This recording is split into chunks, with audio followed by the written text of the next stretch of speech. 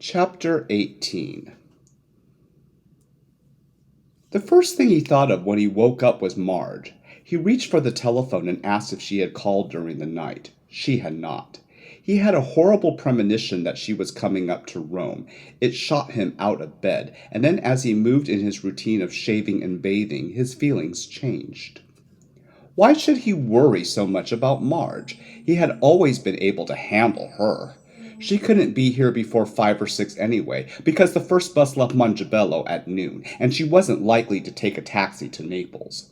Maybe he would be able to leave Rome this morning at 10 o'clock.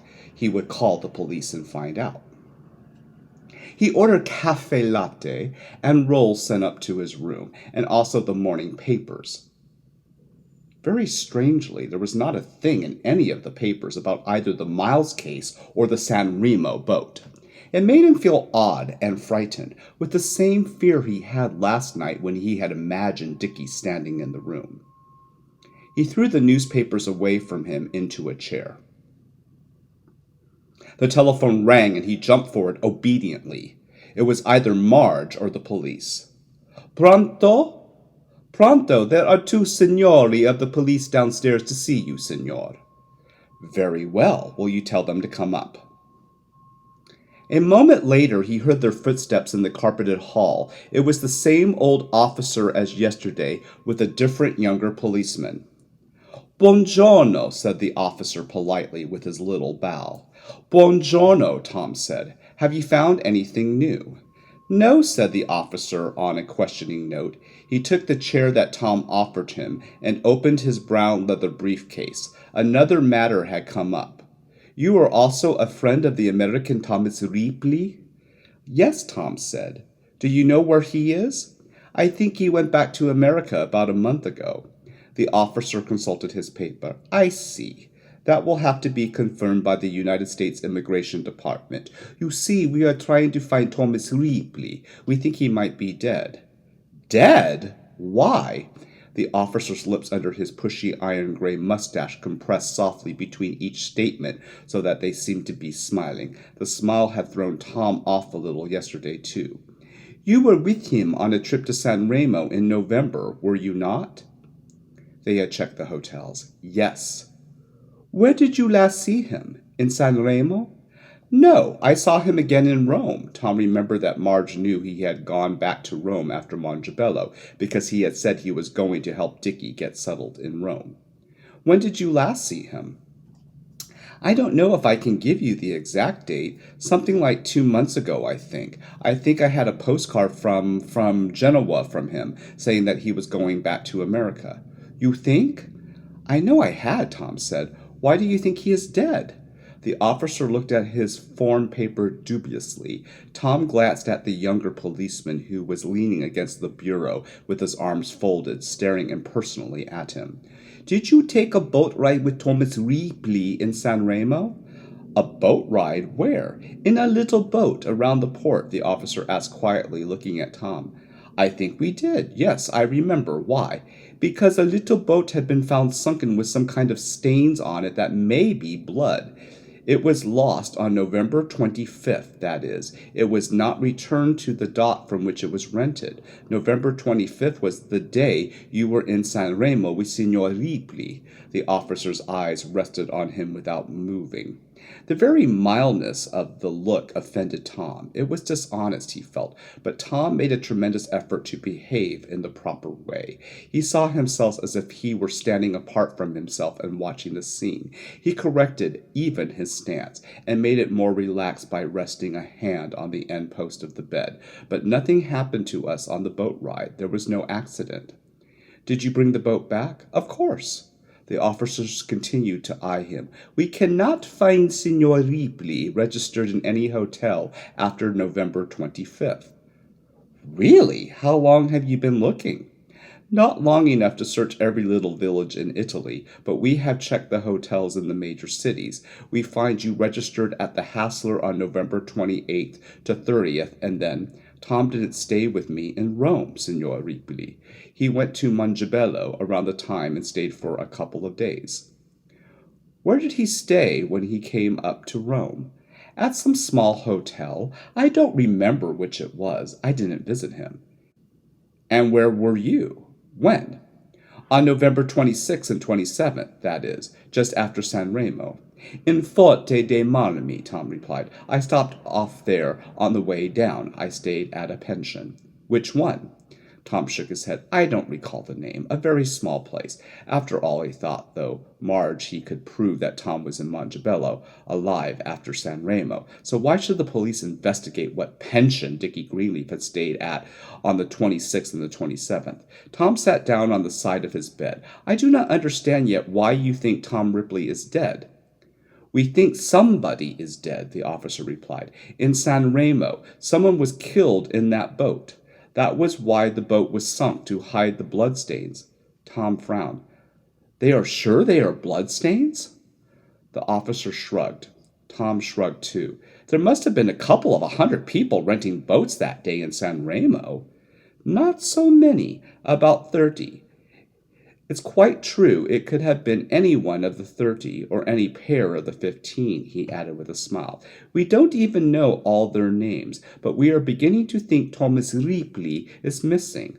Now he's looking off at the corner of the room, and he might have been thinking of something else, Tom thought, judging from his expression, or was he enjoying the warmth of the radiator beside this chair? Tom recrossed his legs impatiently. What was going on in the Italian's head was obvious. Dickie Greenleaf had twice been on the scene of a murder, or near enough. The missing Thomas Ripley had taken a boat ride November 25th with Dickie Greenleaf. Ergo, Tom straightened up, frowning. Are you saying that you do not believe me when I tell you that I saw Tom Ripley in Rome around the 1st of December? Oh, no, I didn't say that. No, indeed, the officer gestured placantly. I wanted to hear what you would say about your traveling with Signor Ripley after San Remo, because we cannot find him. He smiled again, a broad, conciliatory smile that showed yellowish teeth. Tom relaxed with an exacerbated shrug. Obviously, that the Italian police didn't want to accuse an American citizen outright of murder. I'm sorry that I can't tell you exactly where he is right now. Why don't you try Paris or Genoa? He always stayed in a small hotel because he prefers them. Have you got a postcard that he sent you from Genoa? No, I haven't, Tom said. He ran his fingers through his hair, as Dickie sometimes did when he was irritated. He felt better concentrating on being Dickie Greenleaf for a few seconds, pacing the floor once or twice. Do you know any friends of Thomas Ripley?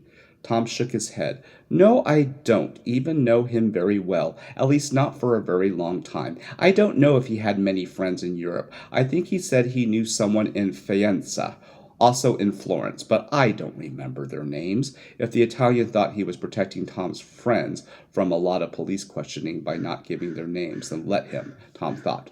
Va bene, we shall inquire, the officer said. He put his paper away. He had made at least a dozen notations on them. Before you go, Tom said in the same nervous, frank tone, I want to ask when I can leave the city. I was planning to go to Sicily. I should like very much to leave today, if at all possible. I intend to stay at the Hotel Palma in Palermo. It will be very simple for you to reach me if it's needed. Palermo, the officer repeated. Ebbene, that may be possible. May I use the telephone? Tom lighted an Italian cigarette and listened to the officer asking for Capitano Olicino, and then stated quite impassively that Signor Greenleaf did not know where Signor Ripley was, and that he might have gone back to America, or might be in Florence or Faenza, in the opinion of Signor Greenleaf. Faenza, he repeated carefully, vicino Bologna. When the man had got that, the officer said, Signor Greenleaf wished to go to Palermo today. Va bene, benone. The officer turned to Tom, smiling. Yes, you may go to Palermo today. Benone, grazie. He walked with the two to the door. If you find where Tom Ripley is, I wish you would let me know, too, he said ingenuously. Of course, we shall keep you informed, signor. Buongiorno.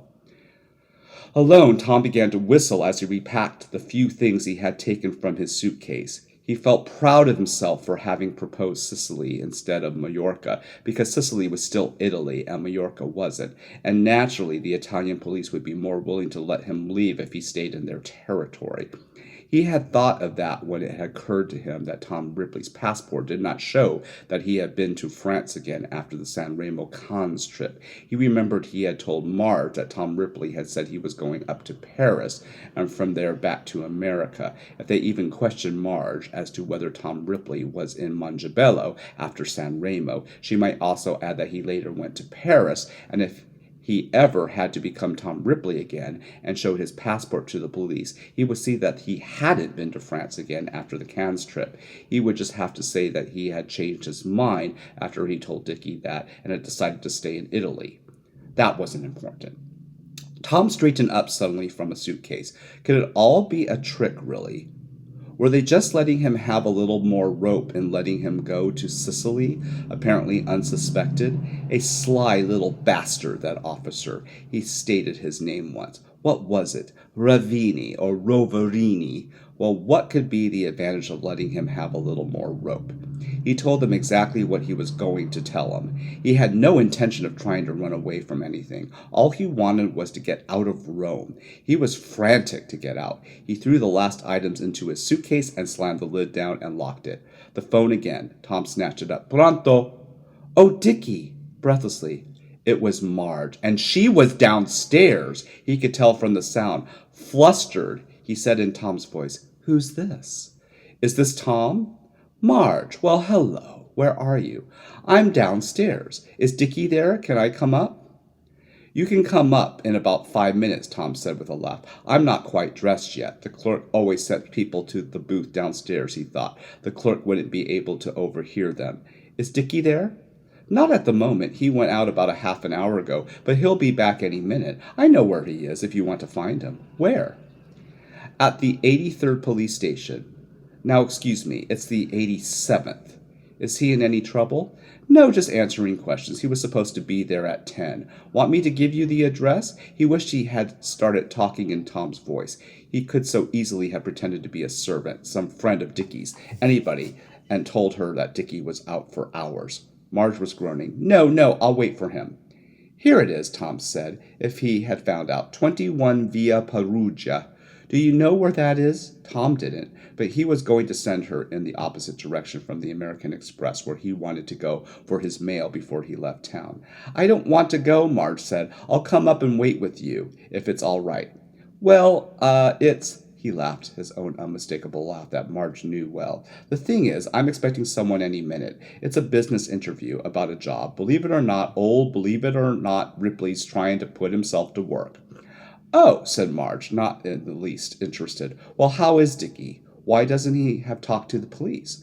"Oh, just because he had some drinks with Freddie that day. You said the papers didn't, you? The papers made it 10 times more important that it was for the simple reason that dopes haven't got any clues at all to anything." "How long has Dickie been living here?" "Here? Oh, just overnight. I've been up north. When I heard about Freddie, I came down to Rome to see him. If I hadn't been for the police, I'd never have found him." "You're telling me?" "I went to the police in desperation. I've been so worried, Tom. He might at least have phoned me at Giorgio's or somewhere. I'm awfully glad you're in town, Marge. Dickie will be tickled pink to see you. He's been worried about what you might think of all this in the papers." "Oh, has he?" Marge said disbelievingly, but she sounded pleased. "Why don't you wait for me at Angelo's? It's the bar right down the street in front of the hotel going toward the Piazza di Spagna steps. I'll see if I can sneak out and have a drink or a coffee with you in about 5 minutes, okay?" "Okay, but there's a bar right here in the hotel. I don't want to be seen by my future boss in a bar." "Oh, all right, Angelo's." "You can't miss it, on the street straight in front of the hotel. Bye-bye." He whirled around to finish his packing. He really was finishing except for the coat in the closet. He picked up the telephone and asked for his bill to be prepared, and for somebody to carry his luggage. Then he put his luggage in a neat heap for the bellboy and went down via the stairs. He wanted to see if Marge was still in the lobby, waiting there for him, or possibly still there making another telephone call. She could have been downstairs waiting when the police were here, Tom thought. About 5 minutes had passed between the time the police left and Marge called up. He had put on a hat to conceal his blonde hair, a raincoat which was new, and he wore Tom Ripley's shy, slight, frightened expression. She wasn't in the lobby. Tom paid his bill. The clerk handed him another message. Van Houston had been there. The message was in his own writing, dated 10 minutes ago. Wait for you half an hour. Don't you see? Ever go for a walk? They won't let up. Call me at the Hassler. Van. Maybe Van and Marge had run into each other, if they knew each other, and were sitting together in Angelo's now. If anybody else asked for me, would you say that I've left the city? Tom said to the clerk. Va bene. Signer. Tom went out to his taxi. Would you stop at the American Express, please? He asked the driver. The driver did not take the streets that Angelo was on. Tom relaxed and congratulated himself. He congratulated himself about all the fact that he had been too nervous to stay in his apartment yesterday and he had taken a hotel room. He never could have evaded Marge in his apartment. She had the address from the newspapers. If he had tricked the same trick, she would have insisted on coming up and waited for Dickie in the apartment. Luck was with them. He had his mail at the American Express. 3 letters, one from Mr. Greenleaf. How are you today? Asked the young Italian girl who had handed him his mail. She read the papers too, Tom thought. He smiled back at her naively curious face. Her name was Maria. Very well, thank you. And you? As he turned away, it crossed his mind that he could never use the Rome American Express as an address for Tom Ripley. 2 or 3 of the clerks knew him by sight. He was using the Naples American Express for Tom Ripley's mail now, though he hadn't claimed anything there or written them to forward anything, because he wasn't expecting anything important for Tom Ripley, not even another blast from Mr. Greenleaf. When things cooled off a little, he would just walk into the Naples American Express some day and claim it was Tom Ripley's passport, he thought. He couldn't use the Rome American Express as Tom Ripley, but he had to keep Tom Ripley with him, his passport and his clothes, in order for emergencies like Marge's telephone call this morning. Marge had come damn close to being right in the room with him. As long as the innocence of Dickie Greenleaf was debatable in the opinion of the police, it was suicidal to think of leaving the country as Dickie, because if he had to switch suddenly to Tom Ripley, Ripley's passport would not show that he had left Italy. If he wanted to leave Italy to take Dickie Greenleaf's entire away from the police, he would have to leave as Tom Ripley and re-enter later as Tom Ripley and become Dickie again once the police investigations were over. That was a possibility. It seemed simple and safe. All he had to do was weather the next few days.